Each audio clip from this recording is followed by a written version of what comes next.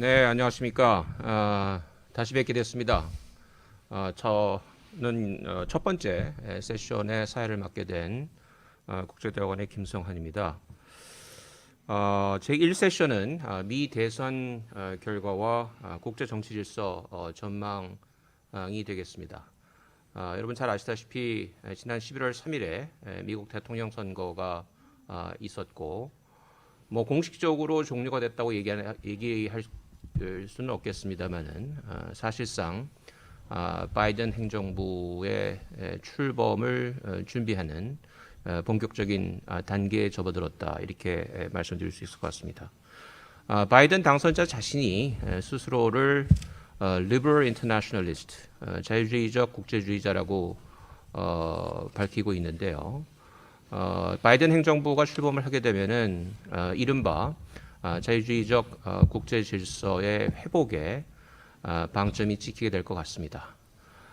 그렇게 될 경우에 우리가 트럼프 행정부 시기에 많이 아쉬워했던 이 다자 협력이라든지, 또 그보다 더 중요한 현안으로 떠오르고 있는 이 미중, 중미 전략 경쟁의 양상이 어떻게 전개될지 지구상의 모든 나라가 소위 신경을 그쪽에 집중시키고 있는 상황이 아닐까, 이렇게 생각을 합니다. 그래서 이번 세션은 미 대선 이후에 앞으로 국제 정치 질서가 어떠한 양상으로 전개될 것인지, 특히 이 다자주의와 연성 안보 이슈, 소위 흔히 비전통 안보 영역에서 어떠한 움직임이 나타날 것이며, 더 나아가서 우리가 현재 위치하고 있는 동아시아 외교 안보 환경에 어떠한 변화가 예상이 되는지, 이런 점들을 짚어보는 그런 세션으로 진행을 할까 합니다. 그래서 이러한 문제를 다루기 위해서 두 분의 발제자, 그리고 두 분의 토론자를 모시게 됐습니다. 첫 번째 발표자는 우리 고려대학교 국제학부 교수로 계시는 이재승 박사님이시고요. 다자주의와 연성 안보에 관해서 말씀을 해주시겠습니다. 그리고 두 번째 발제자는 서울대 정치외교학부에 계시는 전재성 교수께서 미국 신행정부의 등장과 동아시아 외교 안보 환경, 그리고 한국의 대외 전략 방향에 관해서 말씀을 해주시겠습니다. 한 15분 정도의 두 분 발제가 각각 끝나고 난 다음에 그것을 토론해 주실 또 두 분을 모셨습니다. 이화여자대학교 정치외교학과에 계시는 김인한 교수님, 그리고 우리 고려대학교 국제대학원 BK21 연구교수로 계시는 백선우 박사께서 충실한 토론을 또 해주시겠습니다. 그 토론 내용에 대해서 발제자 여러분들께서 대답하실 수 있는 기회를 물론 드릴 거고요. 시간이 허락한다면은 또 사회자인 제가 추가적인 질문이나 코멘트를 좀 드리도록 하겠습니다. 그러면은 첫 번째 발제자이신 이재승 교수께 마이크를 넘기도록 하겠습니다. 부탁드립니다. 네, 원장님 감사합니다. 고려대학교 국제학부 국제대학원의 이재승 교수입니다. 먼저 저희가 이번에 새로 시작하게 된 BK21 국제학교육연구단 사업의 그 성공적인 개최와 또 그러고 앞으로의 큰 발전을 기원을 드립니다. 그리고 저희가 다루게 될 글로벌 갈등 관리와 국제 질서의 변화, 저희의 그 한국적인 내부적인 상황과 국제 질서를 연계시키는 이 사업에 있어서 그 많은 또 배움과 또 기여를 할 수 있도록 노력해 보겠습니다. 제가 첫 번째로 발표를 하게 될 주제는 미국 대선 결과와 국제 정치 질서의 전망 중에서 특히 다자주의와 연성 안보 요 두 가지의 테마를 잡아봤습니다. 지난 미 대선에서 지금 이제 바이든 당선자께서 행정부께서 그 강조하셨던 그 두 가지의 그 큰 영역이 바로 다자주의를 복원하겠다.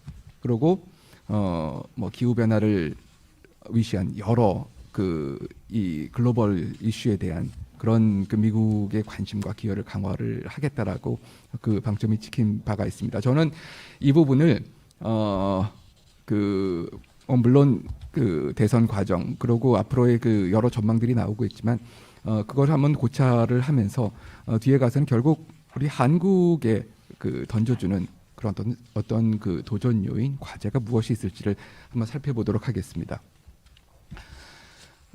바이든 행정부가 아직 공식적으로 출범하지는 않았습니다만은 인수위라든지 그 여러 차원에서 나오고 있는 그 강조점들을 살펴보면은 우선은 다자주의 그리고 동맹 체제의 복원 이 두 가지가 강조가 되어오고 있습니다. 그리고 아울러 국제 규범과 이제 법치, 룰 오브 거버넌스 이런 부분들이 강조가 되고 있고 인권 문제와 민주주의 어떻게 보면은 전통적인 민주당의 그 가치이기도 했지만 또 어떻게 보면은 더 큰 차원에서는 미국이 전통적으로 가지고 오고 있었던 그 외교 기조로 다시 돌아가는 것이 아닌가 하는 그 생각을 하고 있습니다.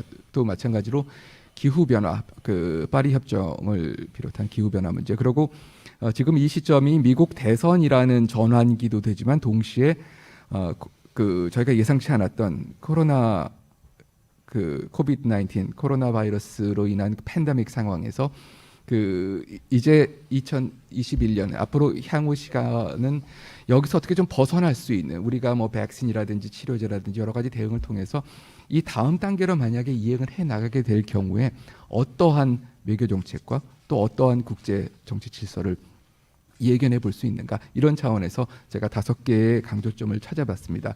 그러나 저희가 전통적으로 뭐 트럼프 행정부를 그 규정을 할 때 미국 우선주의다, 아메리카 퍼스트라는 얘기를 하는데 과연 이 미국 우선주의라는 개념이 트럼프 행정부에만 국한되는 개념인가? 사실은 저는 이 개념은 모든 행정부에 공통적으로 들어가는 이것을 단지 어떤 형식으로 풀어내는가, 어떤 형식으로 표현을 해내고 어떠한 수단을 가지고 그걸 진행을 하느냐의 문제이지 저는 그 미국 우선주의라는 그 어떤 국익을 위한다는 그 차원에서의 그 큰 변화 기조는 없을 거라고 봅니다.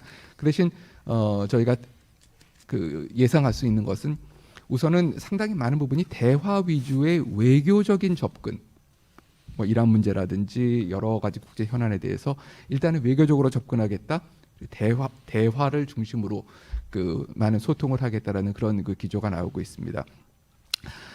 제가 그 대화라는 얘기를 국제 외교 무대에서 대화라는 얘기를 그 할 때 가끔씩은 그런 생각을 합니다. 이 speak softly 대화 그러면 아무래도 군사적인 거에 비해서는 훨씬 좀 부드러운 느낌이 드는데 저희가 그 부드럽게 얘기하는 그 speak softly라는 얘기를 그 보면은 생각나는 영화가 한 편 있죠. 그 영화의 그 배경음악으로도 쓰였지만 주제가로 쓰였지만 Godfather. 결국 굉장히 상반되는 그 개념입니다.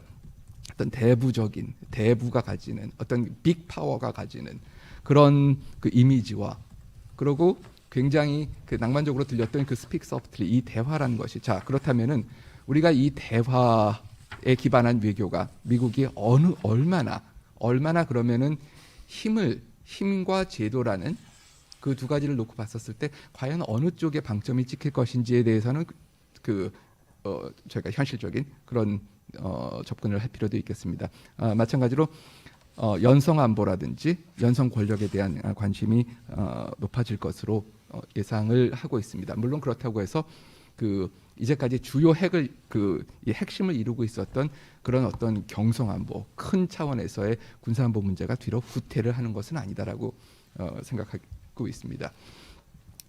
자, 우리가 다자주의로 돌아갈 것이다, 다자주의가 복원될 것이다 여러 가지 표현을 하고 있었는데 잠깐 그 표현을 조금 더 들여다보겠습니다.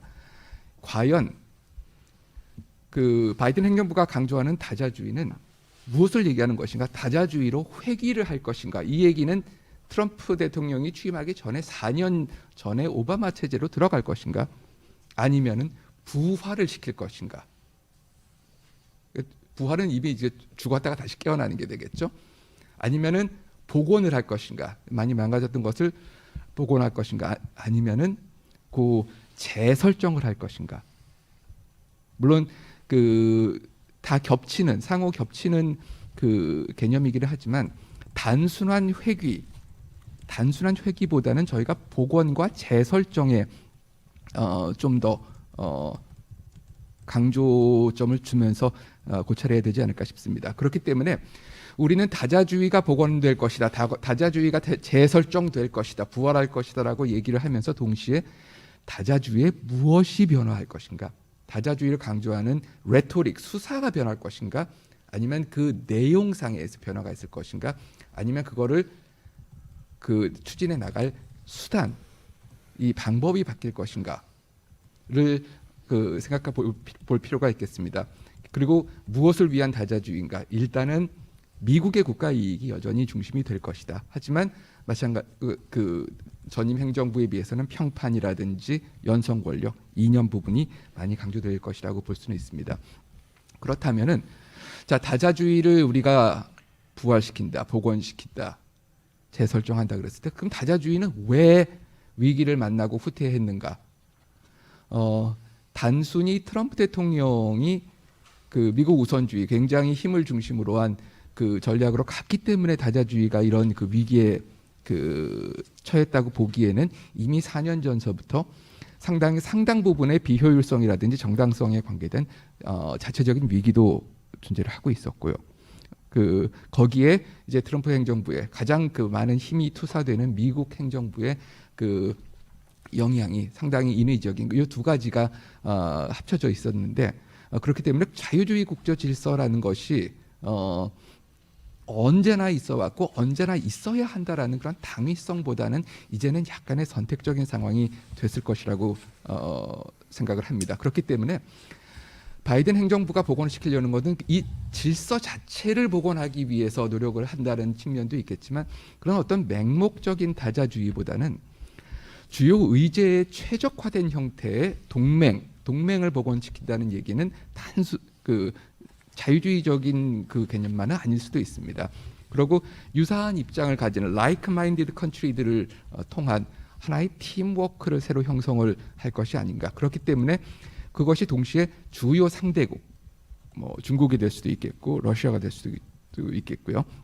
이런 상대국에 대한 다자적인 압력 체제로서도 기능을 할 것이다라고 예측을 해볼 수 있겠습니다. 이 과정에서 미국이 얼마만큼의 리더십과 공공재를 제공을 해줄 수 있을 것인가가 또 이거의 성패를 많이 가늠을 하겠죠. 그리고 제가 상당 부분이 이제 주요 의제에 최적화되고 선택적이라고 말씀을 드리는 거는 제가 오른쪽에 그 말씀드릴 여러 가지 다른 형태의 다자주의 기구가 있습니다. 유엔서부터 파리 협정, WHO, WTO, JCPOA 이란 관련된 거기서 나토에서 쿼드에 이르기까지 이런 것들이 마음이 맞는 민주주의 간에 미국의 우방 간에 이런 다자주의도 있지만 또 동시에 우리가 눈여겨봐야 될 것은 이것을 복원시키는 과정에서 미국의 적성적인 그 영향을 가질 수 있는 그런 다자주의 기구도 강화될 수가 있다라는 그런 차원, 그리고 보편적 다자 기구와 이런 여러 가지 이니셔티브가 동시다발적으로 이제 다시 확장되는 그런 면을 볼 필요가 있겠습니다. 이 부분은 간단한 그 배경으로 그래서 저희가 빠른 속도로 증가되는 이제 국제 기구들을 이제 볼 수가 있겠습니다. 자, 그러면 제가 이것을 다자주의를 잠시 그 재고찰을 한 다음에 그런 다음에 마지막 결론으로 넘어가도록 하겠습니다. 저희가 다자주의를 얘기할 때 일종의 다자주의 신화가 있다고 생각을 합니다. 그 얘기는 다자주의는 일방주의, 양자주의에 비해서 더 효과적이고 도덕적으로 우월할 것이다 라는 그런 하나의 신화가 있었는데 사실은 다자주의적 접근이 직접적인 문제 해결보다는 문제 해결을 위한 환경 조성 내지는 이 사후적인 관리 부분에 있어서 유용성을 전통적으로 지녀왔었습니다. 그렇게 됐을 때 이런 투명성의 증가, 예측 가능성의 증가, 과정의 중시 이런 부분들이 뭐 물론 굉장히 안정적인 국제 질서를 가져올 수는 있겠지만 동시에 주요 현안에 대해서 얼마나 신속하고 효율적인 해결책을 가져올 수 있을지에 대해서는 저희는 이 부분은 자동적으로 이 두 가지가 같이 가지는 않을 것이라는 조심스러운 그런 예측도 해봐야 될 것 같습니다. 단지 트럼프 행정부가 어떻게 보면은 바이든 행정부는 상당히 좀 유리한 입장에 있을 수도 있습니다.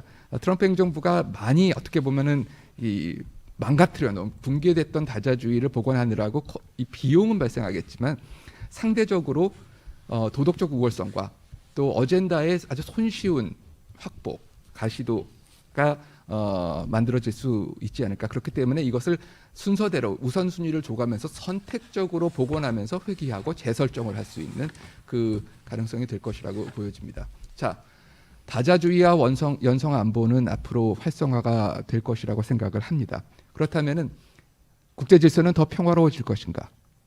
저는 연성 안보 의제 역시 새로운 형태, 물론 협력을 도모하는 측면도 있지만 새로운 형태의 갈등을 마찬가지로 가져올 수도 있다고 봅니다. 기후 변화, 환경, 인권 이런 문제들이 훨씬 여전히 많은 갈등의 요소를 가지고 있고 이 갈등 해결의 양상이 바뀌는 것이지 좀 더 룰 베이스로 가는 것이지 이 기본적인 갈등이 존재하는 한 거기에 대한 해결책 역시 일정 부분의 갈등은 존재를 할 것이다. 그렇기 때문에 우리가 계속해서 좀 마음을 놓고 간다는 것이 아니라 보다 정교한 전략으로 한국이 이 상황에서 헤쳐나가야 되는 포스트 팬데믹과 그리고 다자주의 상황에서 한국의 전략이 구축되어야 할 것이라고 생각합니다.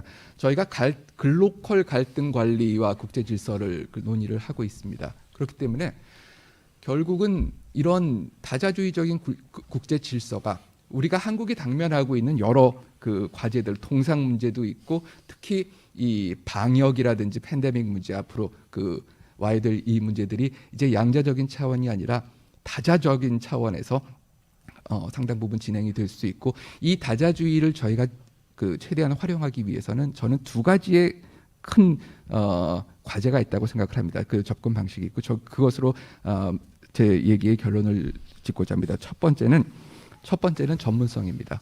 물론 힘을 가지고 하는 것도 있지만 국제기구에서 다자 무대에서 이 가시도를 만들기 위해서는 어떤 뛰어난 전문성과 이 컨텐트, 이 내용에 관한 그런 부분에 대한 기여가 분명히 있어야 될 것이라고 생각을 하고요.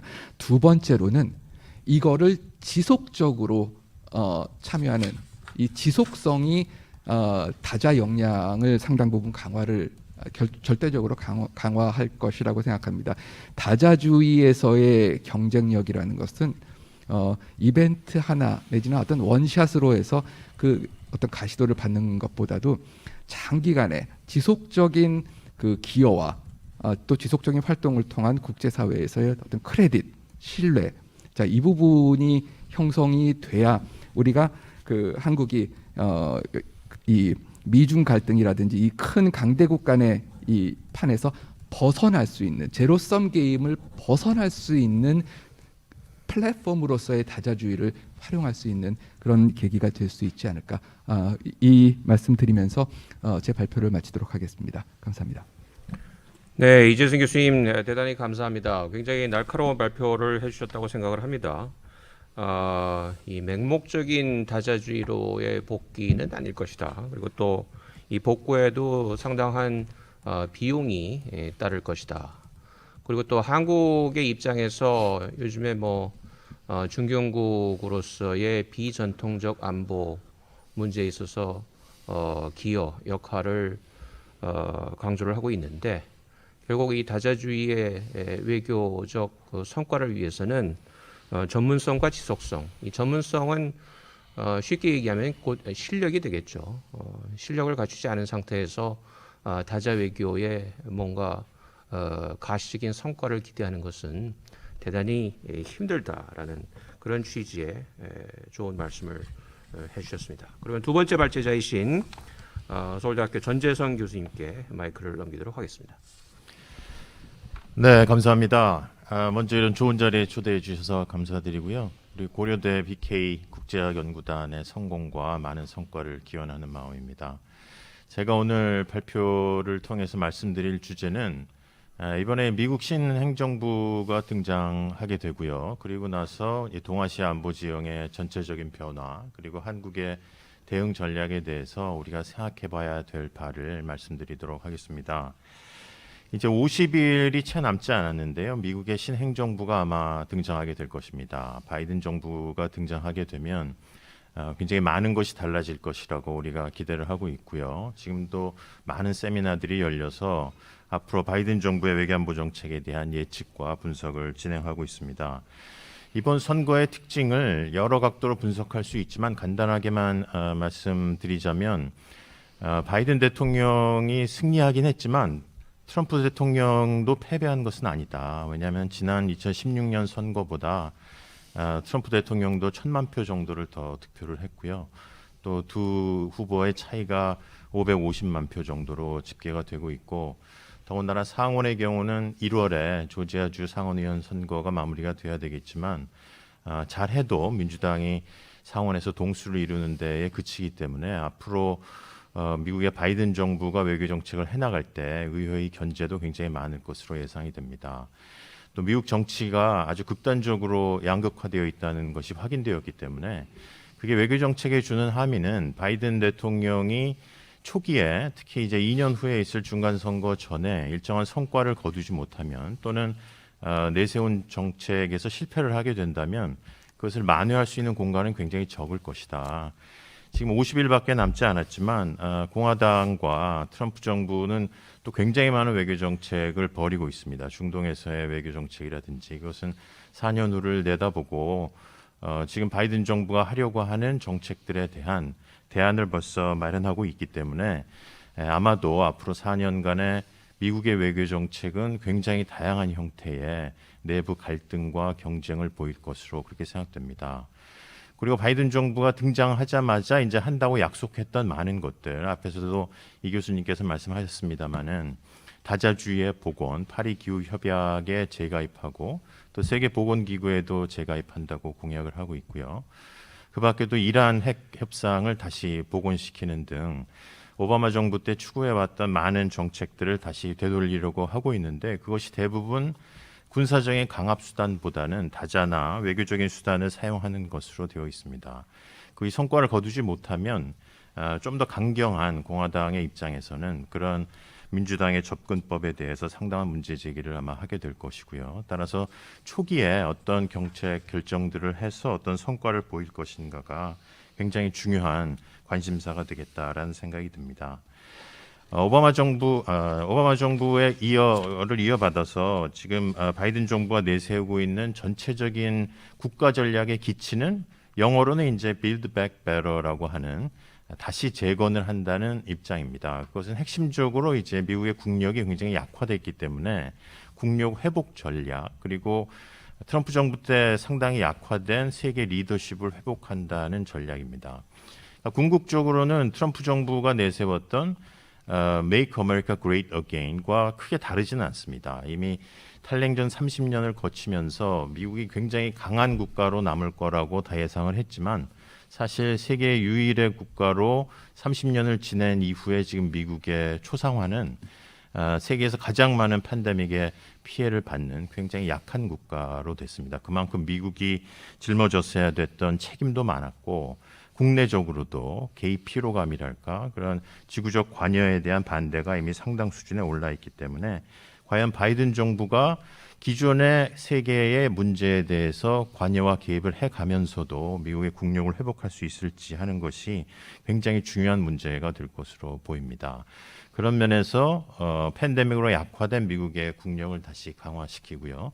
또 경제를 되돌리고 인종 분규나 정치 양극화를 해결할 수 있을 것인가가 굉장히 중요한 문제고 사실 앞으로 한 4, 5년간 지금 중국도 14차 5개년 경제 계획을 통해서 국력의 증진을 위한 노력을 기울이고 있어서 미중 경쟁의 초입 단계에서 앞으로 4, 5년간은 굉장히 중요한 대결 구도가 될 것이다. 따라서 바이든 정부도 총력을 기울여서 지금 많이 하락된 미국의 국력과 국제적인 리더십을 세우려고 할 것이다라고 볼 수 있습니다. 그런 면에서 이제 국제정치학자들이 분석했던 미국의 외교 대전략의 기존 개념에는 잘 맞지 않는 굉장히 많은 불확실성과 혼란이 남아있는 그런 시기이다. 우리가 기존에는 미국의 전략을 세계의 굉장히 개입적인 전략과 또는 고립주의 전략의 양극단의 스펙트럼을 놓고 그 사이에서 점쳤었는데요. 이번에는 그렇게 하기가 쉽지 않다는 겁니다. 비록 다자주의나 규범 외교, 동맹 이런 내용들을 내세우고는 있지만 그것이 지향하는 바는 우선은 미국 국력의 회복이기 때문에 과연 그 다자주의나 동맹을 내세운다고 해서 바이든 정부가 진정으로 그런 글로벌리즘 또는 다자주의의 회복을 원하는 것인지, 그리고 아까 사회자님께서도 말씀하신 것처럼 1945년 이후에 자유주의 국제 질서를 좀 더 나은 형태로 복원하려고 하는 것인지, 아니면 그런 다자주의를 수단으로 미국의 국력을 다시 강화시키는데 조금 더 방점이 있는 것인지 하는 것도 생각해 볼 필요가 있다는 것입니다. 그런 면에서 지금 미국이 얘기하고 있는 다자주의, 규범, 동맹이라는 수단상의 세 가지 핵심 키워드가 있는데 그것을 분석하는 일이 이렇게 쉽지는 않다. 예를 들어서 다자주의와 규범의 경우도 실제 국제 정치에서 규범이 잘 작동하고 있는 영역이 그렇게 많지는 않습니다. 예를 들어서 남중국해에서 미중 간의 격돌을 놓고 보아도 우리가 회색지대 전략이라고 얘기할 때 여전히 국제 정치에서는 규범이 정착되지 않은 영역이 굉장히 많고요. 또 규범이 실행 가능한 규칙으로 확정된 영역은 더더욱 적다. 가치나 도덕의 영역에서 어떤 규범을 얘기할 수는 있지만 그것이 국제 정치에서 규칙으로 정립된 바는 아직 없기 때문에 규칙의 정립을 둘러싼 치열한 국제정치 경쟁은 여전히 있을 수 있다는 것이죠. 그것이 한국 같은 입장에게는 규칙 제정 과정에 참여할 수 있는 기회를 주기도 하지만 그것이 이미 정해지면 우리가 그런 규칙을 준수해야 될지에 대한 굉장히 어려운 선택의 길이 놓여질 수도 있다. 그리고 바이든 정부가 다자주의 얘기를 하면서 like-minded democracy 이런 얘기를 굉장히 많이 합니다. 또 데모크라틱 10이라고 해서 이제 10개국 민주주의 연합체 이야기를 하기도 하는데 거기서 요즘에 와서 제가 다시 주목하게 되는 바는 앞에 있는 like-minded입니다. 그러니까 민주주의 국가라고 해서 바이든 정부가 다 같이 동맹과 다자주의 하에서 같이 가겠다는 것은 아니고 여러 정책에서 전략적 의도가 같은 국가들끼리 같이 가겠다라는 이야기죠. 따라서 기존에 우리가 오바마 정부나 1990년대에 보아왔던 조금 더 여유 있고 톨러런스가 높은 그런 형태의 전면적인 관여 전략이나 다자주의가 될 것인가 하는 거에 이제 관측의 포인트가 있다 이렇게 생각을 해볼 수 있겠습니다. 그 다음 주제는 이제 미중 경쟁 관계입니다. 우리가 이미 트럼프 정부 때 보아온 것처럼 미국은 중국을 전략적 경쟁자로 생각하고 있고요. 트럼프 정부 후반에 우리 다 아는 것처럼 신냉전과 같은 그 체제 간 경쟁과 상당한 대립 구도로 발전해 온 것을 알 수 있습니다.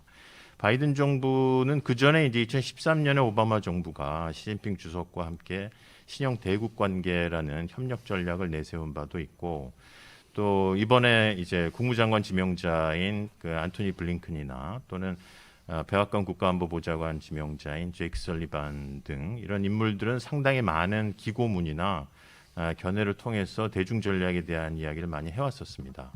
핵심은 전략적 경쟁자로 부상한 것은 맞다. 하지만 같이 협력할 수 있는 분야들이 있기 때문에 대표적으로 기후 변화라든지 또는 세계 보건 레짐 그리고 그 대량살상 무기 비확산 같은 영역에서는 협력의 여지가 있기 때문에 협력과 경쟁을 공존하는 관계가 가능하다라는 이야기를 하고 있습니다. 그리고 미중 관계를 그 학문적으로 얘기하면 약간 과대 이론화하는 우리 투키드 데스트랩 같은 것이 대표적인 예입니다. 그래서 이미 2500년 전에 있었던 그리스 도시국가 체제의 비유를 들어서 지금의 미중 관계를 미리 재단하는 그런 형태의 개념화가 정말 옳은 것인가 그런 생각을 하게 되는데요. 이번 그 바이든 정부의 외교안보 팀들은 그런 좀 섣부른 또는 자기 실현 예언적인 그런 형태의 개념화를 하기보다는 실용주의적인 관점에서 협력과 경쟁을 같이 해나가자 이런 얘기를 하고 있습니다.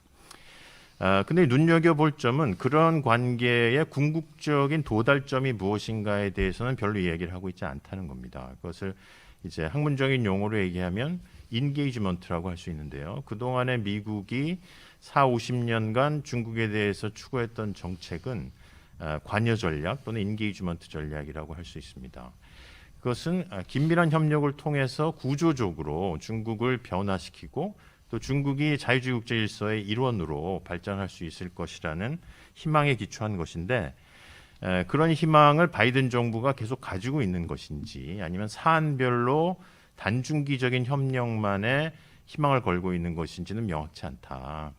그게 한반도에 주는 함의는 굉장히 많다고 생각됩니다. 왜냐하면 만약에 바이든 정부가 미중 간의 장기적인 협력 관계 또 중국에 대한 구조적인 의미의 관여 이런 데에 대한 희망을 가지고 있지 않다면 한국 정부로서는 또는 우리 한국인 전체로서는 미중과 다 같이 잘 지내야 되는 그런 상당히 많은 구조적 요인이 있습니다. 그런 면에서 궁극적으로는 미중 경쟁이 훨씬 더 활발해지고 또 때로는 대립이나 파국으로 갈 수 있는 가능성이 있다면 그런 길을 막을 수 있는 굉장히 중요한 시점이 이제 지금이 아닌가 그런 생각이 들고요.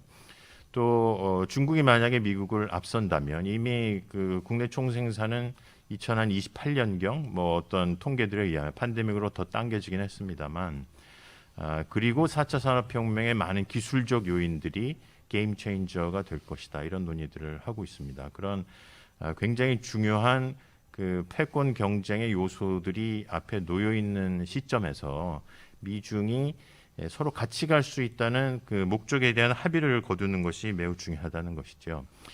한국으로서는 미중 관계가 여전히 굉장히 중요하다. 우선 단적으로 말하면 한미 관계와 한미 동맹은 그동안에는 한국의 안보 상황 그리고 주변 지역에 관한 여러 가지 논의들을 해오긴 했지만 막상 중국을 놓고 한미 동맹이 심각하게 고민한 적은 그렇게 많지 않다는 겁니다. 그래서 트럼프 정부 때 미국이 제시했던 인도 태평양 전략이라든지 또는 쿼드, 이제 언론에서 쿼드 플러스, 그러니까 중국에 대한 집단 안보적인 안보 대책을 이야기할 때 우리는 주로 대답을 안 하거나 회피적이거나 뭐 그것이 현명했다고 생각은 됩니다. 그렇지만 앞으로는 그거보다 훨씬 더 많은 그 대중 전략을 둘러싼 도전들이 있을 것이기 때문에 한미동맹에서 대중전략의 합의를 보기 전에 이미 우리 스스로가 중국에 대한 전략이 무엇인지를 명확하게 정의하는 것이 필요하다.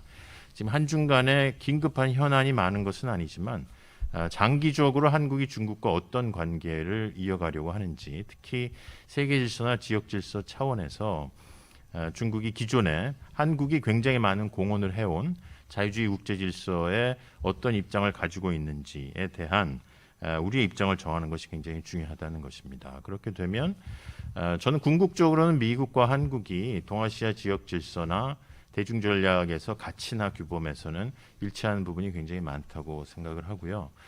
그런 그 일치가 확인이 되면 중국에 대한 한국의 경제 의존도나 또는 북핵 문제 해결 과정에서 중국의 도움 그런 것이 필요하기 때문에 단기적으로 중국과 한국이 협력할 수밖에 없다는 사실은 미국이 충분히 양해할 수 있다고 생각합니다. 문제는 그런 그 궁극적인 목적과 단중기적인 목적을 둘러싸고 한미가 어느 정도의 수준의 대화를 할 수 있느냐, 또 우리가 단순하게 한반도에 국한된 문제가 아니고 동아시아와 세계 질서의 주역으로서 이야기할 수 있는 안목과 실력이 있는지 그거를 준비해야 될 때다. 그러면서 마지막으로 내년 초에 이제 한미 정상회담이 열리게 될 것으로 기대합니다. 그죠? 또 시진핑 주석이 방문할 수도 있고요. 스가 총리하고도 있을 수 있고, 따라서 한국 우리 문 대통령께서는 중국과 미국, 일본의 정상과 다 만나서 우리의 입장을 세울 수 있는 굉장히 좋은 위치에 있다고 생각됩니다. 거기서 북핵 문제도 물론 중요한 것은 사실이고요. 하지만 북핵 문제만을 이야기할 수는 없다. 특히 미국은 아까 말씀드린 것처럼 초반에 명시적인 성과가 있는 그리고 미국의 국력을 증진할 수 있는 정책에 치중할 것인데 북핵 정책은 그런 정책이라고 보기는 어렵지요. 따라서 북핵 정책을 시간을 두고 차근차근 그 블링켄 지명자가 얘기하는 것처럼 인크리멘탈한 정책을 펴갈 것인데 한국도 그런 미국의 입장을 잘 관찰하고 우리의 이익을 실현시키되 미국이 생각하고 있는 세계 질서나 동아시아 질서에 대한 적절한 대응을 할 수 있도록 우리의 국익을 실현하면서도 기존의 한미 동맹을 더욱 발전시킬 수 있는 그런 대안을 준비해야 될 때다. 따라서 북핵이나 한반도에만 치중한 그런 외교 정책보다는 조금 더 넓은 의미의 정책을 준비해 가면서 앞으로 한미 관계를 설계해 가는 것이 중요하지 않을까 그런 생각이 듭니다. 네, 이상입니다. 네, 정 교수님 감사합니다. 역시 굉장히 포괄적이면서도 전곡을 찌르는 그런 발제였다고 생각을 합니다. Like-minded democracies, 뭐 취미를 같이 하는 국가라기보다는 전략적 의도가 유사한 그 민주주의 국가들의 연합을 바이든 행정부가 중시할 것이기 때문에 이 전통적인 아주 그 이상주의적인 다자 협력을 한국이 생각하고 있어서는 곤란하다.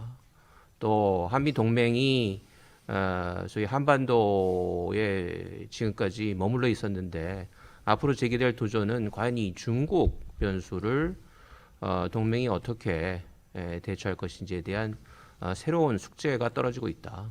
거기에 대해서 한국은 과연 준비가 되어 있느냐. 이런 아주 의문심장한 질문들을 던지셨습니다. 이렇게 발제 두 분의 내용을 숙지를 한 상태에서 토론으로 넘어가도록 하겠습니다. 여러분 이제 유튜브를 통해서 시청하고 계시는 분들은 채팅방을 통해서 질문을 올려주시면은 우리 발제자들께서 대답을 할 수 있는 쉬운 질문일 경우에는 제가 선별을 해서 대신 질문을 좀 드리도록 하겠습니다. 그러면은 먼저 이화여자대학교 김인한 교수님께 토론을 부탁드리도록 하겠습니다. 네, 안녕하세요. 무엇보다도 오늘 글로컬 갈등 현황과 국제 질서의 변화 이렇게 좋은 회의 자리에 초대해 주셔서 정말 감사드리고 국제대학원의 그 BK21 국제학 교육 연구단의 발전과 또 그다음에 고려대학교의 무궁한 발전을 기원합니다. 예, 오늘 저기 두 분 이재승 교수님 그리고 존경한 또 전지성 교수님, 제가 존경하는 두 분 교수님들의 발표를 잘 들었습니다. 제가 그러면서 오늘 근데 두 개의 발표를 들으면서 정말 두 분께 공통적으로 여쭤보고 싶다라고 하는 질문이 있는데요. 이것은 뭐냐면은 그 바이든 행정부가 이제 곧 들어서면서 그리고 바이든 당선인이 이제 공식적으로 거의 승리를 선언하면서 먼저 외쳤던 말은 America is back, 미국이 돌아왔다. 미국이 돌아왔다 이런 이야기를 하였는데 그 말을 들으면서 사실은 우리가 먼저 생각해야 되는 거는 어떠한 미국이 돌아왔느냐라는 게 굉장히 중요하다고 생각을 합니다. America is back, 미국이 돌아왔다라고 선언을 했는데 우리가 알고 있던 미국이었는지 능력이나 의지나 그리고 그 주변 환경에 있어서 과연 미국은 지금 이런 새로운 도전들을 감당할 준비가 되어 있고 그런 의지와 능력이 있는가, 그것에 대해서 좀 굉장히 우리가 먼저 생각을 해봐야 되지 않을까라는 의문을 갖고 궁금증을 가지고 오늘 나왔습니다. 개별적으로 제가 먼저 이재승 교수님 발제하신 내용 좀 질문 좀 드리고 그 다음에 또 전지성 교수님 발표문에 대해서 좀 이제 몇 가지 여쭤보도록 하겠습니다.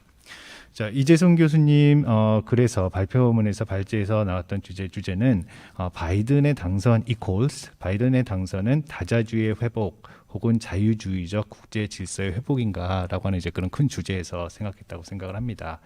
그런데 이 자유주의적 국제 질서 혹은 다자주의 회복 이런 질문을 놓고 우리가 첫 번째로 생각해야 되는 거는 트럼프 대통령 시절 때 굳이 이 자유주의적 국제 질서가 크게 손해를 봤다, 후퇴를 했다, 아니면 다자주의가 크게 쇠퇴를 했다라고 하는 것은 조금 무리가 아니지 않는가. 사실은 왜냐하면은 2015년 그 전부터 우리가 알다시피 이제 브렉시트, 이런 것에서 알 수 있듯이 이미 어떻게 보면 다자주의적 협력이라고 하는 거는 트럼프 시기 이전부터 쇠퇴 징조를 보이고 있었지 않았느냐라고 하는 것입니다.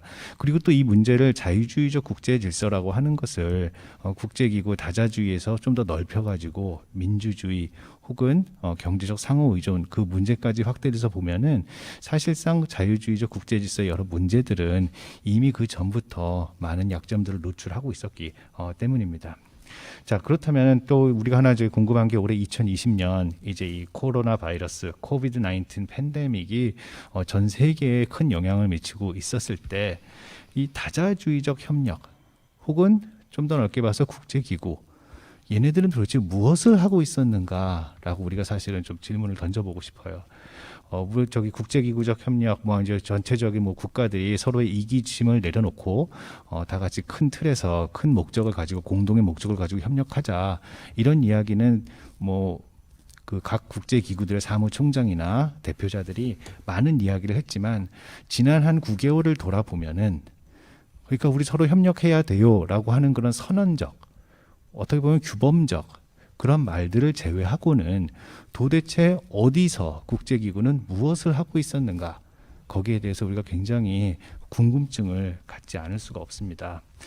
물론 저는 이재승 교수님 오늘 저기 발제하신 것 중에서 가장 정말 많은 부분에 있어서 동의를 하지만은 제가 여기 오늘 받아 적었습니다. 교수님께서 말씀하셨던 단기적으로는 보호주의와 국가 중심주의를 확대시킬 거지만 이 저기 팬데믹이라고 하는 것이 중장기적으로는 다자주의의 진전이 가능하다. 특히 예를 들어서 1차 대전 국제연맹이 굉장히 큰 실패를 겪었지만 2차 대전을 거치면서 우리가 국제연합을 만들고 또 브레튼 우드 시스템을 만들었던 그런 상황들 역사적인 예도 있으니까 분명히 다른 모습으로 나타날 것이다 라고 이렇게 진단을 하셨는데 그렇다면 여기서 제가 이제 드는 가장 큰 질문은 이것입니다. 바이든이 생각하고 있는 국제기구 다자주의적 협력의 복원, 복구, 변화의 비전은 무엇인가라는 것입니다. 그러니까 어떻게 보면 바이든 같은 경우는 지금 트럼프의 굉장히 일방주의적인 노선, 그 다음에 독단적인 노선, 거기에 대한 반사 효과로서 여러 가지 이득을 봤었는데 구체적으로 제가 바이든이 도대체 어떤 식의 어떤 비전을 가지고 있는가라고 생각을 하면은 물론 아직 이 정권이 출범하기 전이니까 너무 빠른 진단을 내리기는 어렵겠지만은 그 아직 그 뭐랄까 비전이라고 하는 것이 굉장히 모호한 상태에 있는 것이 아닌가라는 생각이 듭니다. 이게 왜 또 궁금하냐면은 사실은 1차 대전 이제 2차 대전 중간에 루즈벨트나 트루만 같은 경우는 국제연합을 탄생시키고 브레튼 우드 체제라는 것을 만들어 가면서 이제 리더십을 발휘하면서 국가들 간의 협력을 유도하고 했었는데 바이든은 뭐를 했지? 라고 하면은 상당히 그냥 자기 방 밑에 지하실에서 인터넷 하고 있었던 것밖에 기억이 안 나는 것 같아요. 그러니까는 과연 이제 바이든이 바라보고 있는 그런 어떤 비전 이런 것이 무엇인가 이거에 대해서 우리가 좀 더 생각을 해봐야 되지 않을까 생각하고 있습니다.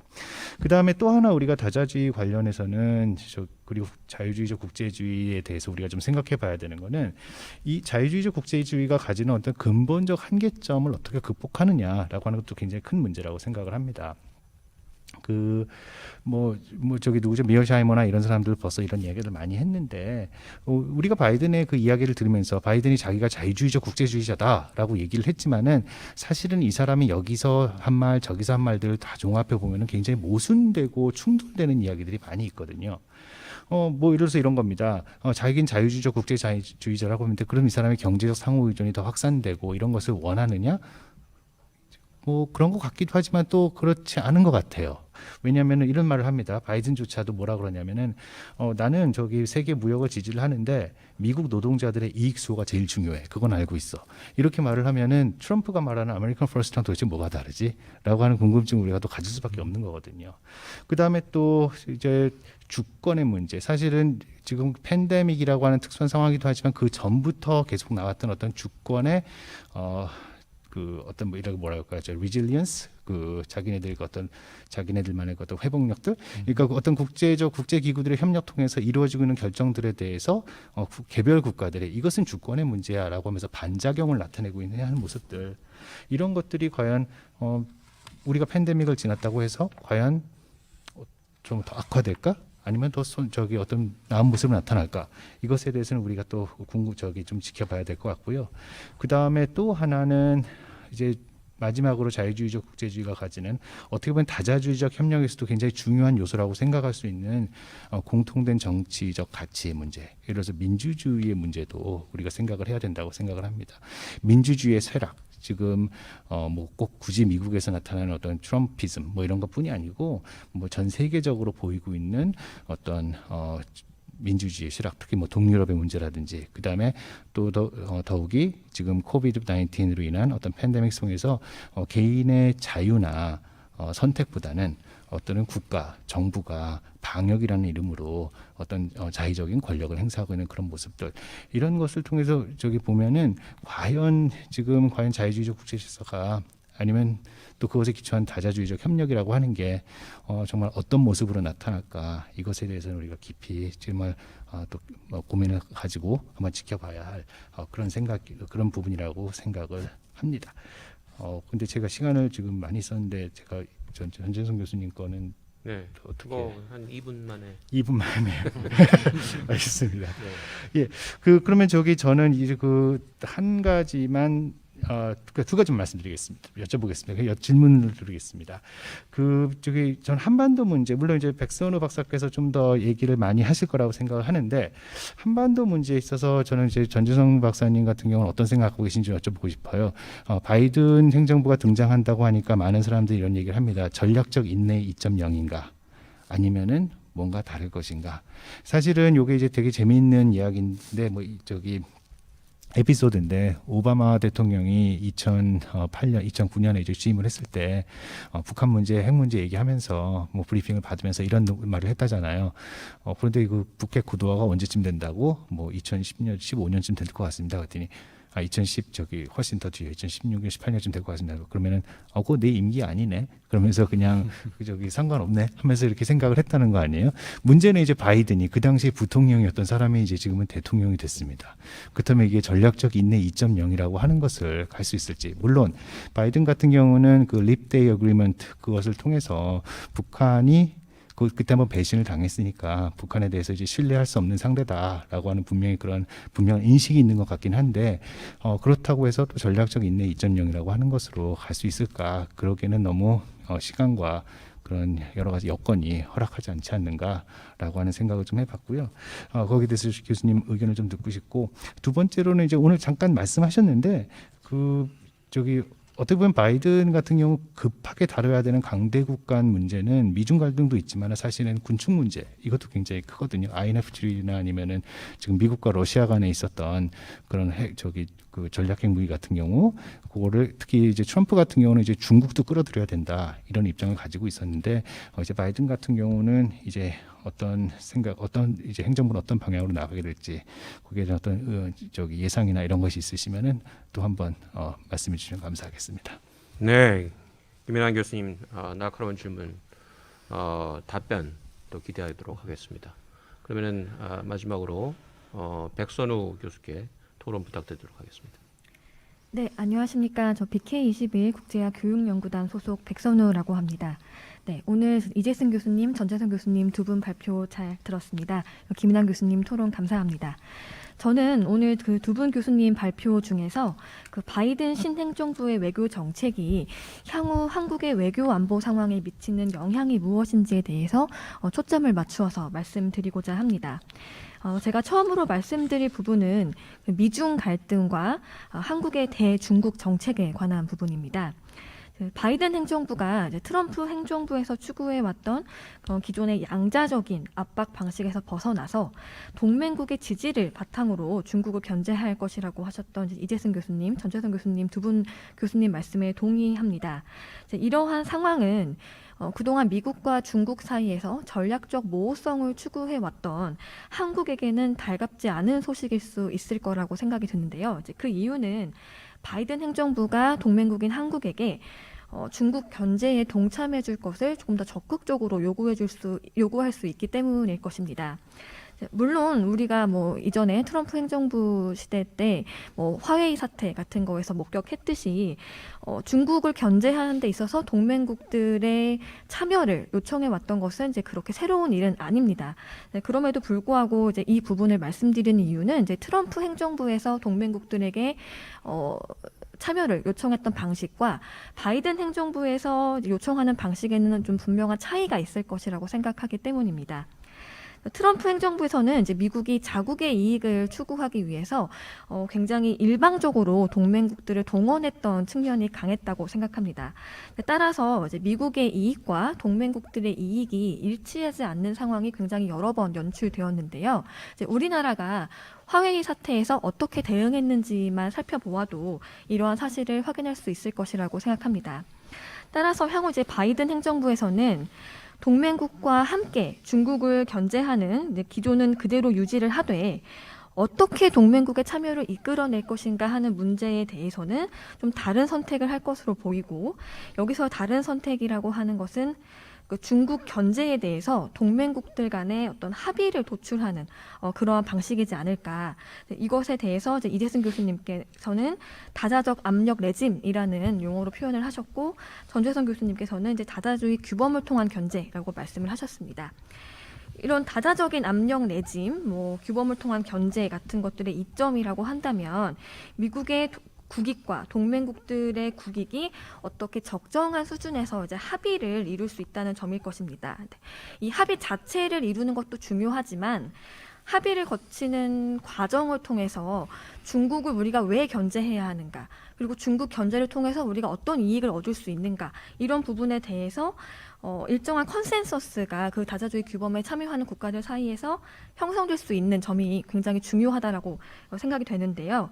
이러한 방식을 통해서 미국과 동맹국들 간의 불협화음이 좀 줄어들고 또 중국 견제에 대해서 나름대로의 정당성을 확보할 수 있다는 장점이 있을 것으로 생각됩니다. 그런데 이렇게 다자주의를 강조하는 이제 방식이 채택이 된다면 한국의 전략적 모호성을 계속 추구하기가 굉장히 더 어려운 상황이 되지 않을까라고 생각이 듭니다.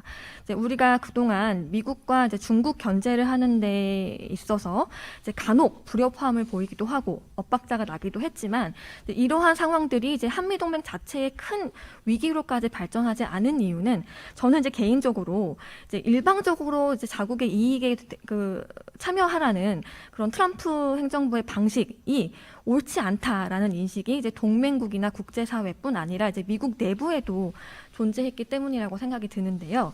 다자주의 규범을 통한 견제를 할 경우에는 이제 이러한 변명을 하기가 좀 더 쉽지 않은 상황이 되지 않을까.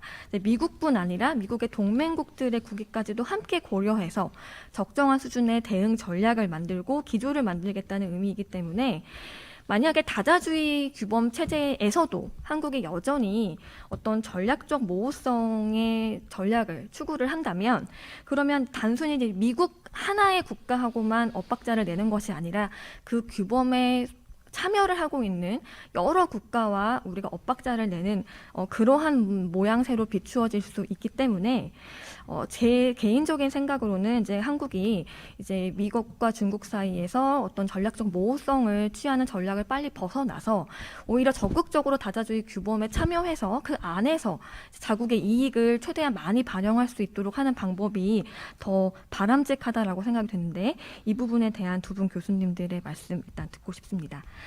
제가 다음으로 말씀드릴 분야는 북핵 문제에 관련해서 좀 말씀을 드리고자 합니다. 이제 바이든 행정부에서는 이제 북핵 문제보다는 이란 핵 문제가 조금 더 우선적으로 다루어질 가능성이 높다라고 생각이 드는데요.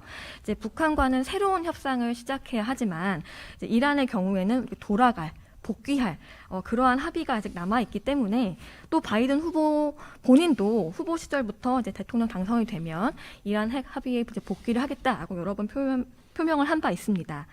그래서 이란 핵 합의를 이제 성공적으로 이끌겠다라고 했다는 이제 바이든 행정부의 어떤 의지는 이제 이재승 교수님께서 발표에서 여러 차례 강조해 주셨듯이 이제 다자주의의 틀 속에서 이러한 핵 문제를 해결하겠다라는 의미로 이제 풀이가 되는데요. 근데 이제 북핵 문제보다 이란 핵 문제를 더 중시하는 이러한 성향, 정책적 우선순위가 이제 전재선 교수님께서 발제문에서 이제 언급하신 바 있지만, 이제 얼마 남지 않은 임기 내에 최대한 북핵 문제에 있어서 빨리 성과를 내고자 하는 이제 문재인 정부의 입장과는 좀 차이가 있습니다. 그래서 이제 속도의 측면에서 이제 북핵 문제를 어떻게 얼마나 빨리 해결하고자 하는 속도의 측면에서 일단은 바이든 행정부와 문재인 행정부의 방향이 조금 다르게 보이고요. 속도뿐 아니라 이제 방향에 있어서도 조금 다른 측면이 있다라고 생각이 듭니다. 이제 예를 들어서 이제 백악관 국가안보보좌관으로 지명됐던 이제 제이크 설리번이 이제 2017년에 이제 물론 이제 민간인 시절의 발언이긴 합니다만 북한의 핵 개발 포기를 끌어내기 위해서는 국제사회의 지속적이고 광범위한 대북 압박이 필요하다. 뭐 이런 견해를 밝힌 적도 있습니다. 근데 이러한 견해는 북핵 문제를 이제 대화와 협상을 통해서 해결하고자 하는 이제 문재인 정부의 방향과 좀 달라 보이고 또 이제 기본적으로 북미 간 양자 대화를 추구를 하면서 그 사이에서 이제 조금 더 중추적인 역할을 맡고 싶어하는 한국의 문재인 정부와는 달리 이제 바이든 행정부는 이제 이란 핵 합의와 같이 조금 더 많은 국가들이 참여하는 다자주의의 형태로 북핵 문제를 접근할 가능성도 있어 보이기 때문에 속도와 방향 두 가지 모두의 측면에서 조금 조율이 필요해 보이는데 이런 문제를 해결하는 데 있어서 두 분 교수님께서는 우리 행정부가 문재인 정부가 어떠한 전략을 취해야 한다고 생각하시는지 고견을 듣고 싶습니다. 네, 감사합니다. 네, 감사합니다. 역시 그 학위 논문을 쓴 지 얼마 안 돼서 그러신지 뭐 그 날카로움의 정도가 제가 볼 때는 뭐 거의 5G급이 아닙니다. 좋습니다. 아주 분위기가. 그래서 우리 발제하신 그 두 분 교수님께 답변의 기회를 드리겠는데요. 제가 이제 하나 좀 추가한다면은 바이든 당선자가 이 미국과 중국 간에 협력이 가능한 분야로 세 가지를 뽑지 않았어요? 클라이밋 체인지, 그러니까 이 기후 변화, 그다음에 이 대량 살상 무기 비확산, 그다음에 글로벌 보건 안보, 이 세 분야에 있어서는 협력이 가능하다고 했는데 우리 이재승 교수님께서는 그것도 기후 변화도 그 협력이 그렇게 쉽지 않다. 이 다자 협력이 말처럼 그렇게 쉽지 않다 이렇게 말씀을 해주셨는데 그런 문제들을 양자적, 다자적 관점에서 과연 어떻게 소위 그 질서 속에서 다뤄 나갈지 그런 점들을 좀 아울러서 우리 특히 그 백선호 교수께서 한국은 이 다자규범 그 구축 과정에 좀 적극적으로 참여해서 전략적 모호성이 능사가 아니다라는 말씀을 하셨는데 이 시니어 교수님들께서 그런 어떤 확실한 접근법에 대해서 확실한 답변을 해주실 수 있을지 기대가 됩니다. 먼저 이재승 교수님. 네, 두 분 토론자 분들의 아주 좋은 날카로운 질문들 감사합니다.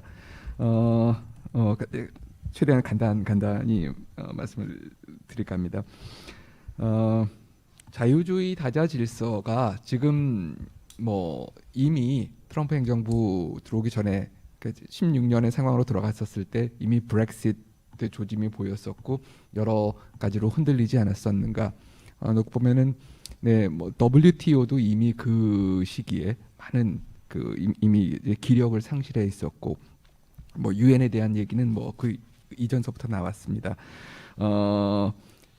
성장하고 있었나 쇠퇴하고 있었나라고 놓고 보면은 저는 이 부분에서도 조금 좀 얘기가 갈릴 거라고 생각합니다. 제가 그 도표에서도 보여드렸다시피 이미 이 숫자적인 측면에서 굉장히 저희가 이제 눈에 보이는 몇 개만 놓고 봤었을 땐 그렇지만 작은 차원에서 아주 작은 차원에서 그리고 아주 구체적인 현안 차원에서 가령 예를 들자면은 난항을 겪고 있었던 기후변화 협약이 파리 협약 이후에는 굉장히 이 활성화가 되는 그런 모습을 보였거든요. 새로운 것들이 많이 등장하는 그런 시점이기도 했습니다. 두 개 상반된 그런 게 있었지만 전반적으로 그러면 하늘은 맑았냐? 그러면 하늘은 조금 좀 흐렸던 것 같아요. 그런데 문제는 이제 트럼프 행정부가 들어오고 나서 일종의 도장 깨기 뭐 표현이 그렇습니다만은 거의 원바이 원으로 나프타를 비롯해서 오래 있었던 게 굵직굵직한 그런 기구들 그리고 WTO는 거의 무력화가 됐었고 파리 협약 자체도 굉장히 무력화시키려는 이제 그런 시도가 나오면서 결정적인 어떻게 보면은 굉장히 좀 피로감을 느끼고 있었던 자유주의 국제 질서에 아주 결정적인 그런 타격이 오지 않았는가 그런 차원에서 이제 제가 그렇기 때문에 이거를 부활을 시킬 것이냐 복원을 시킬 것이냐 회귀를 할 것이냐, 리셋을 할 것이냐 아마 다 섞여 있을 거예요. 그 섞여 있다는 얘기는 그 개별적인 그 기구들의 성격에 따라서 간다라는 것입니다. 이제 그렇게 보면은 두 번째 질문으로 또 연결이 됩니다. 두 번째, 세 번째 계속 연결이 되는데 국제기구는 과연 그러면 지난 팬데믹 상황이나 이 상황에서 무엇을 하고 있었는가? 자, 여기서 국제기구를 얼마만큼의 우리가 이 능동적인 주체로 볼 것인가? 국제기구란 것은 결국 국가들이 형성을 하고요. 그 국가들 중에서도 국제기구를 움직이는 핵심 국가군들이 현실적으로 존재를 하거든요. 가장 큰 부분이 사실은 현실적으로 가장 큰 부분은 미국 파트가 컸습니다. 자, 팬데믹 상황에서 가장 핵심이 돼야 될 WHO에 미국은 이미 등을 돌렸었고 중국도 여기에 대해서 책임 소재가 나오는 상황에서 이거를 할 상황도 아니었고 저는 소위 리더십이 그러니까 엔진이 꺼진 상태의 국제 기구들이 있었다. 그리고 이 전체가 프리즈가 된 여태까지 한 번도 이런 적은 없었죠. 2차 세계 대전 때도 비행기는 활발히 유럽과 미국 사이를 날아다녔습니다. 계속해서 논의가 이루어졌죠. 근데 지금처럼 이렇게 정말 그 지하실에 다 갇혀 있는 이런 프리즈 상황은 아니었기 때문에 이 국제기구 역시 현실적인 이 우리의 다자주의의 메커니즘도 현실적으로는 충분한 리더십이 뒷받침됐을 때 가능하다라는 그런 부분. 이렇게 놓고 보면은 자, 이 바이든은 뭐 다자주의자라고 얘기를 했는데 이걸 어떻게 극복을 과연 할 것이냐 이게 섞여 있는 거 아니냐. 저는 바이든의 여러 가지 신념이나 여러 가지를 놓고 봤었을 때 저는 주의자로 이스트로 규정을 하는 그거는 뭐 정치학자들 사이에서는 가능할 수 있을지 몰라도 어떻게 보면은 미국의 최장수 정치인입니다. 30년을 넘는 시기를 상원과 이 가장 높은 단계에서 저는 그렇기 때문에 오히려 국제 다자주의적인 부분에 굉장히 이 부분도 다룰 수 있는 굉장히 능통하게 다룰 수 있는 현실 정치인이지 다자주의라는 신념을 펴기 위해서 온 사람은 아니다라고 생각을 합니다. 자, 저희 백 교수님 답변을 넘어가서 자 이제 동맹국 외교와 다자주의가 나왔는데 제가 이렇게 답변을 드리도록 하겠습니다. 어떻게 보면은 이 바이든 체제 하에서의 동맹 외교에 있어서는 한국은 미국만 바라보는 동맹국 외교를 해서는 한계가 있을 것이다라고 생각을 합니다. 이제까지는 어떻게 보면은 트럼프와의 직거래 체제를 통한 그거였다 그러면은 이제는 동맹 그리고 like-minded country 안에서 어떻게 보면은 더 많은 국가들을 설득해내야 되는 그런 과제가 주어지지 않았나. 그렇기 위해서는 한반도의 특수성을 언제나 이제 강조를 하는 한반도는 특수하기 때문에라는 그 논리보다는 여기서 조금 더 일반적인 유니버설한 그런 차원에서 특히 두 가지의 이 강조가 돼야 될 저희의 취약점은 하나는 대일 외교입니다. 대일 외교로 한일 관계로만 치환해서 봤지 일본이 미국의 아시아 태평양 지역에서 가장 핵심적인 동맹이라는 그러면 우리는 한미 동맹이 영원할 것이라고 생각하고 있지만 뭐 그렇게 오래 갈 수 있기를 희망을 합니다만 동시에 미국이 가지고 있는 여러 가지 상위 차원의 굉장히 높은 차원의 일본과의 동맹 그리고 유럽과의 동맹, 나토와의 동맹, 미국이 아마 가장 1차적으로 회복하려고 그러는 대저항 관계. 저희가 유럽을 미국을 바이패스하려는 상대가 아니라 미국을 우회해서 북한으로 돌아가기 위한 유럽이 아니라 미국의 동맹국으로서 우리가 이 전략적 가치와 이 접근을 공유할 수 있는 그 동맹국 외교라는 차원에서 놓고 보면은 저는 일본과 유럽과 이 주요 동맹국에 대한 이 메시지가 좀 더 클리어하게 잡힐 수가 있고 이것이 훨씬 효과적인 우리가 동맹 외교상에서의 가치를 창출해낼 수 있을 것이라고 생각합니다. 네. 여기서 마무리하겠습니다. 네, 대단히 감사합니다. 전 교수님. 네, 고맙습니다. 두 분 다 학술적으로도 굉장히 의미가 있고요. 또 정책적으로도 아주 그 당장 중요한 그런 많은 좋은 질문을 해주셨습니다. 제가 능력이 닿는 대로 몇 가지 포인트를 좀 말씀드리도록 해보겠습니다. 먼저 김인환 교수님 그 저한테 딱 주신 질문은 아니었는데 그 전체적으로 관련 있는 다자주의와 자유주의 국제질서에 관한 한 포인트만 말씀드리면 이게 미국 국제정치이론에서는 자유주의 국제질서와 다자주의, 민주주의 이게 상당히 상통하는 개념으로 쓰이고 있는데 한국의 경우에서 보면 자유주의 국제질서란 이제 자유라는 가치를 수호하기 위한 그죠 세력균형이나 힘에 의한 문제 해결이 아닌 그런 자유주의 질서라는 근본 규범이 있다는 점에서는 우리가 합의할 수 있다. 근데 자유주의 질서가 항상 다자주의에 의해서만 이루어져 온 것은 아니라는 것입니다. 왜냐하면 미국 같은 경우에 자유주의를 하는 패권이 다른 국가들에게 세금을 받아서 하는 게 아니기 때문에 국력이 약화될 수밖에 없고 그러다 보면은 간헐적으로 굉장히 일방주의적인 국력 회복 전략을 펴야 되잖아요. 그러니까 71년 닉슨 독트린 때도 그랬고 85년 플라자도 그렇고 2001년 테러와의 전쟁도 그렇고 대략 뭐 이론은 아닙니다만 15년 20년 주기로 다자주의를 하다가 반드시 일방주의적으로 국력 회복을 해야 되는 그런 일방주의와 다자주의의 합으로서의 자유주의 질서였었는데 이번 트럼프 정부의 일방주의 다음에 다자주의가 뭐 15년 20년 회복될 수 있을 것인가 그게 하나의 관심사인 것 같고요.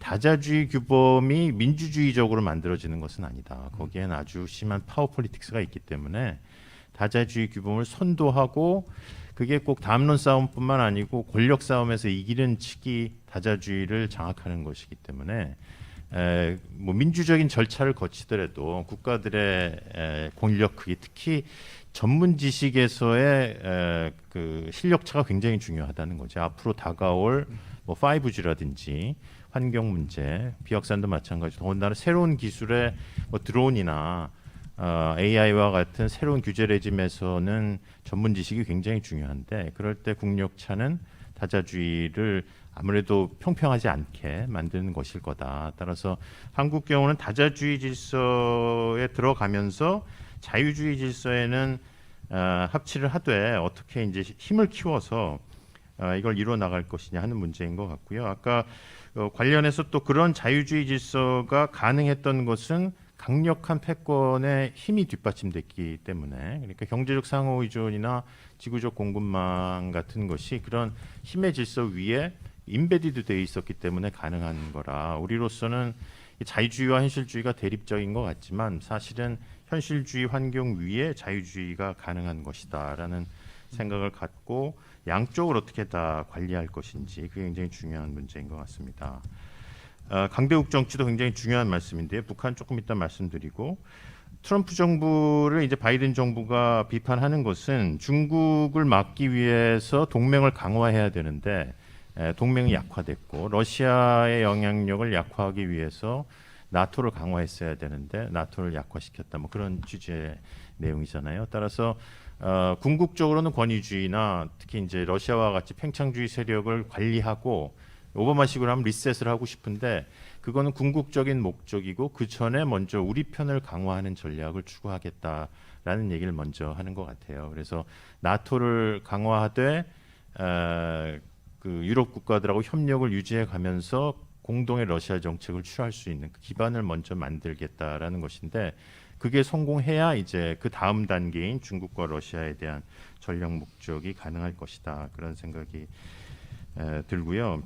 그 미중 관계에서 한국의 전략은 굉장히 중요한데 먼저 그 아까 이제 백 교수님 말씀하고도 통하는 말씀인데 우리가 중국에 대한 한미 간의 전략 협력을 이루려면 먼저 미국한테 좀 확인해 봐야 될 것들이 있다고 생각이 돼요. 그 보통은 그런 자유주의 질서를 유지하려면 미국이 공공재를 제공하는 국가로서 많은 역할을 해줘야 되는데 엊그제 이제 제이크 설리반 트위터 보면은 호주에 대해서 우리가 숄더 투 숄더 같이 가겠다. 지금 그 팬데믹의 원인 얘기했다가 굉장히 중국으로부터 지금 경제 제재를 받고 있잖아요. 그러니까 끝까지 공동 대응하겠다라는 식 일종의 하나의 독트린처럼.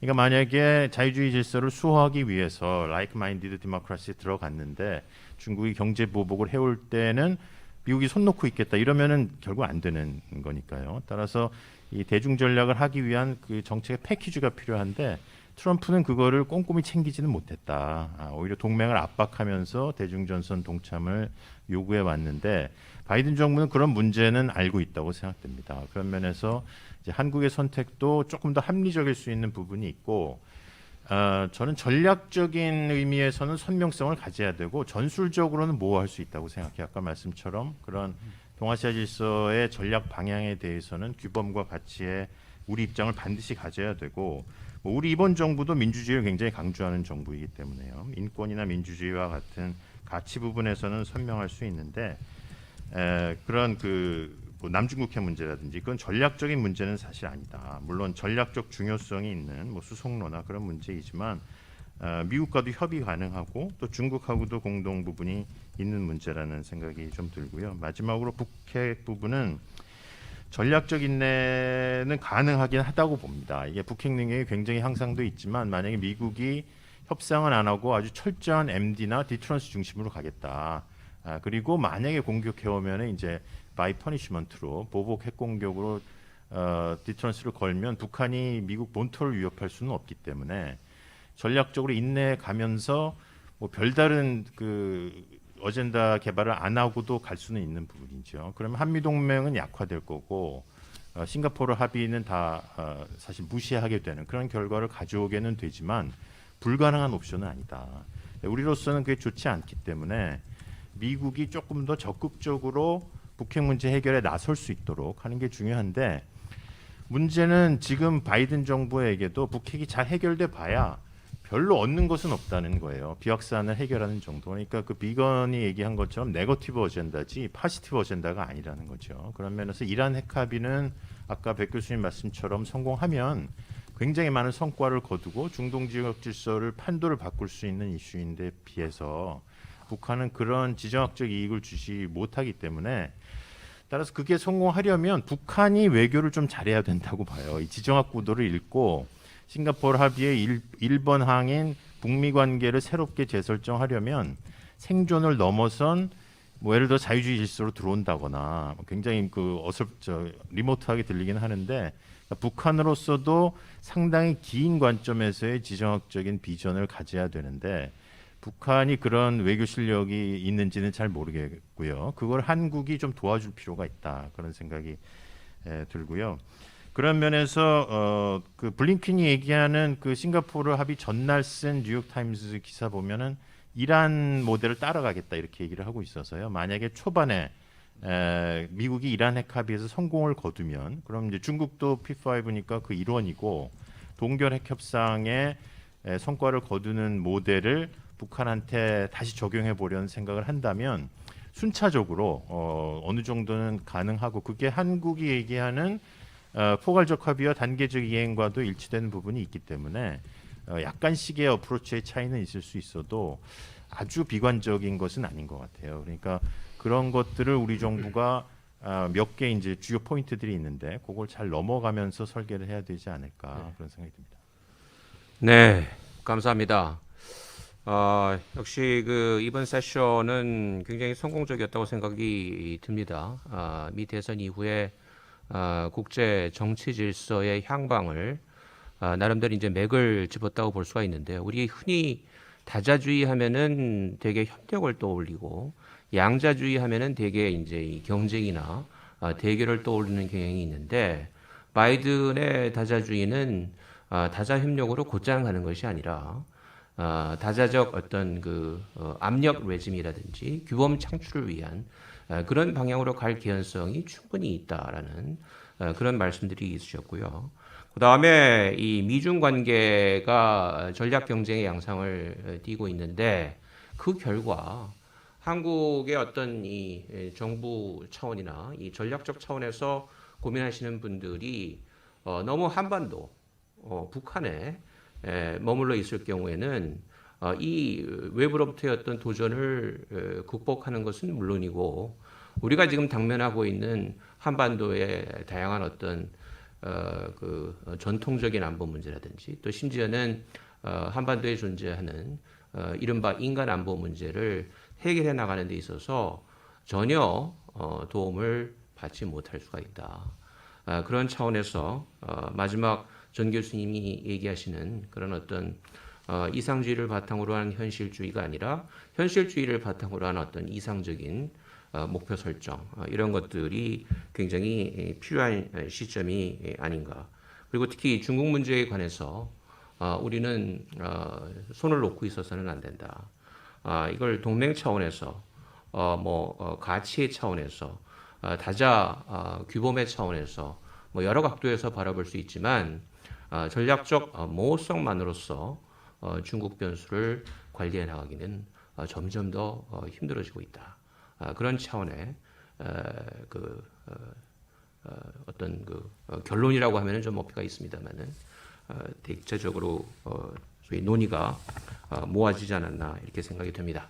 그래서 저희 세션이 다음 세션에 하나의 어떤 모델 세션이 될 수 있으면 좋겠다는 희망을 피력하면서 본 세션을 마치도록 하겠습니다. 참여해 주신 패널 여러분 감사합니다.